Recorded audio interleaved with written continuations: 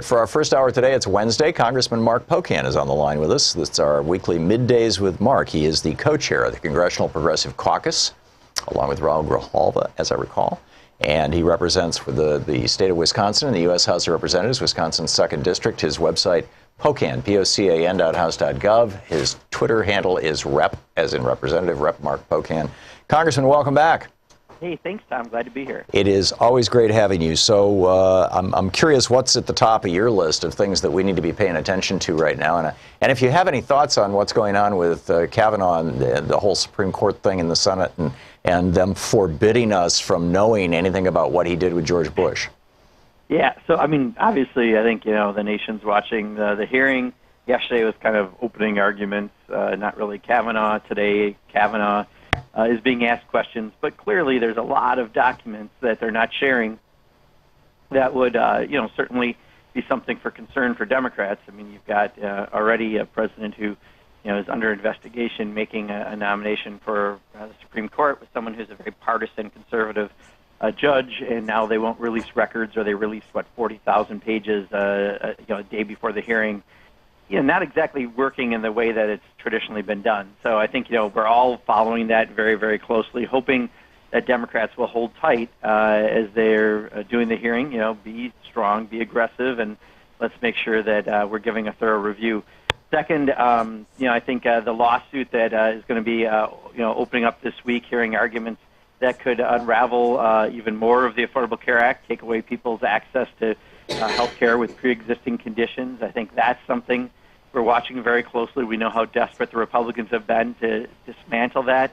But, for most people, they don't care about the politics of it. They care about if they have a family member with a pre-existing condition, are they still going to have coverage? So I think we're watching that really closely. And then, there's always the various side shows of Donald Trump. I think one of them being, when he put out about going after 2 Republicans in Congress who have ethics problems, somehow implying Department of Justice shouldn't go after them because it's his Department of Justice as opposed to the United States Department of Justice. Again, just shows in one more way that we always see with Donald Trump, it's always about Donald Trump, not about the country.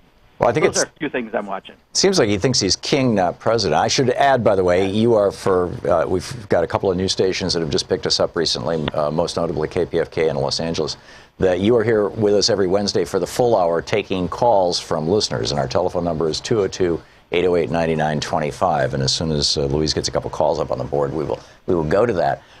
The thing that shocked me about Kavanaugh, when he was not on the original list, then it came out that he had argued in a law review publication, as I recall, that the president should not even be questioned when he's in the White House about a crime he may have committed. And then suddenly Donald Trump puts him on the list and then picks him. And it seems to me like there's a straight line in all those things. Do you know anything about this? Yeah, no, I mean, that's the biggest concern I think many of us have, right? This is a president who clearly the rope is going tighter around the gang in the White House on collusion, corruption here in Washington. And when the one person that he happens to pick is the person who has said you don't think you should go after presidents when they're in office, and that's what people are trying to get to the documents and to the speeches that he gave around that. Clearly that's of concern. I mean, if you have a Supreme Court justice who could be a deciding vote in something that could involve presidential corruption, everyone should be very concerned about something like that. Yeah, absolutely. Well, let's pick up some phone calls here. David in Greenfield, California. You are on the air with Congressman Mark Pocan. Thank you for taking my call. The Republicans have been very effective in preventing any legislation to safeguard our upcoming elections as well as the previous ones. I wondered, is it possible to get a federal judge to require the states to keep paper ballots for 2 months after the election and do hand recounts for questionable voter outcomes? If people are altering votes in the election, I want to catch them with their hands in the cookie jar. Yeah, I hear you, and that's a great point. Let me actually address it in 2 different ways if I can. One, I have a bill that would require paper ballots on all machines, mandatory random audit of 5% of elections, a lot of things that would solve this. Democrats have been talking about mandatory paper ballots. I think there's a lot that could happen should majorities change around this. Whether or not you'll get that in place for this election, I don't necessarily see that happening. But there's an article that didn't get a lot of attention, and I think I've got it right here, about funds that we had given that was supposed to go for making sure that there wasn't interference of the elections, specifically around Russia. Originally, it was $120 million back in 2016. Then it got lowered to $60 million, and at the time, Secretary of State Rex Tillerson didn't access it.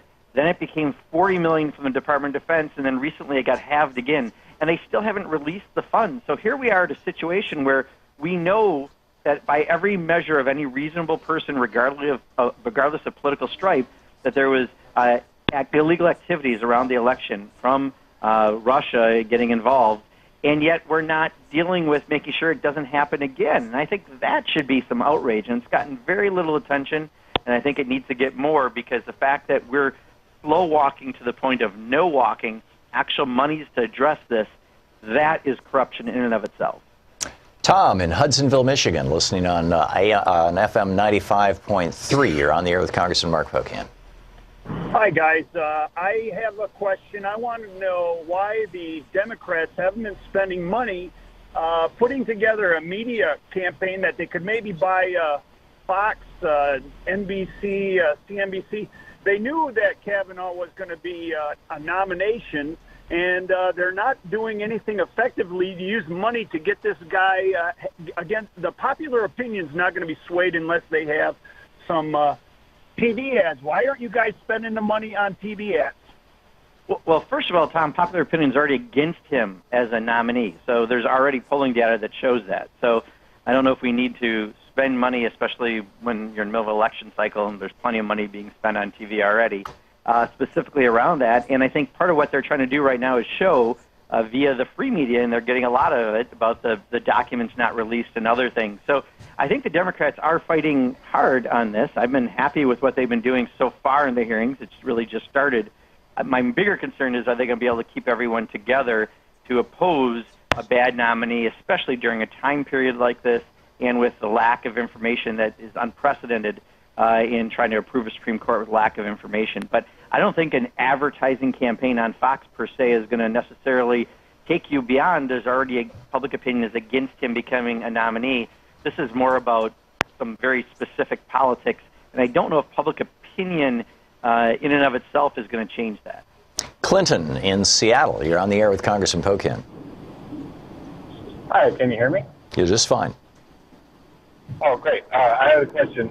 Would it be effective for Democrat senators to just walk out of the hearing? Yeah, so Clinton, there was a big debate on that, and I've experienced a lot of issues both ways. In Wisconsin, when we had a bill to take away collective bargaining rights for public employees, the state Senate left because by law they could hold things up. In the Assembly, we couldn't. There were pluses and minuses to it. I think more important, if they're going to have a chance to question him, they're still there and able to do that, and let's make sure that process happens, because they may not bring him back again.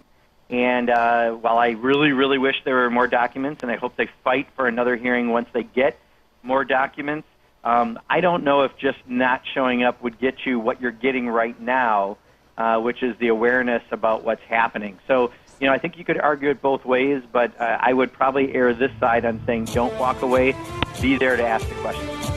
Congressman Mark Pocan, the co-chair of the Congressional Progressive Caucus, also representing the 2nd District of Wisconsin. On the line was the guy who outed Alec, in fact, back in the day on this show, among other places. It was great. Congressman Pocan taking your calls for the hour at 202-808-9925. We'll be back with more of your calls for Congressman Pocan in just a moment.